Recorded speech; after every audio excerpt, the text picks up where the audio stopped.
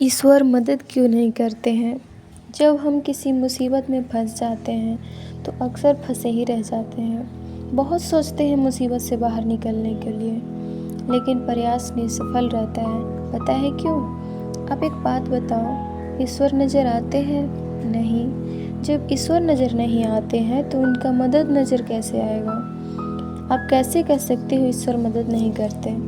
ईश्वर मदद करते हैं, वो अदृश्य है। ईश्वर की छोड़ो, आपके घर में आपके पेरेंट्स हैं, आप 2 भाई बहन हो। हम एक उदाहरण दे रहे हैं, समझिएगा। आप 5 साल के हो, आपके भाई या बहन 2 साल के हैं। जब आप भी 2 साल के थे तो गिरते थे तो संभालने वाले आपके पेरेंट्स थे, आपको हाथ पकड़ के चलना सिखाते, जब गिरते तो संभाल लेते।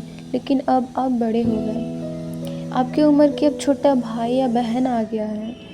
अब आप संभल जाते हो खुद से, आपको किसी की ज़रूरत नहीं पड़ता। जब आप गिरते हो तो मम्मी पापा पेरेंट्स संभालते नहीं, बल्कि आपको ये कहते हैं खुद उठो, कोशिश करो, अपना जोर लगाओ। लेकिन उसी वक्त आपका छोटा भाई या बहन गिरते हैं तो तुरंत पेरेंट्स दौड़ते हुए आते हैं उठाने के लिए, संभालने के लिए, क्योंकि वो उठ नहीं सकता, उसे किसी की ज़रूरत है। तो क्या पेरेंट्स आपकी हेल्प नहीं करते? दूसरी बात, जब आप सच में असहाय हो, आप मुसीबत में हो और आपको सच में किसी की ज़रूरत है, आपके पेरेंट्स की ज़रूरत है, आप मुसीबत से बाहर निकलने की पूरा कोशिश कर रहे हो, अपना 100% फोर्स लगा कर भी नहीं निकल पा रहे हो, आपको लगने भी लगा कि अब हम नहीं कर सकते, हम थक गए हैं, तो भी कोशिश किए जा रहे हो और आपके कोशिश को पेरेंट्स देख रहे हैं कि आप कोशिश कर रहे हो, लेकिन आगे नहीं आते हेल्प के लिए।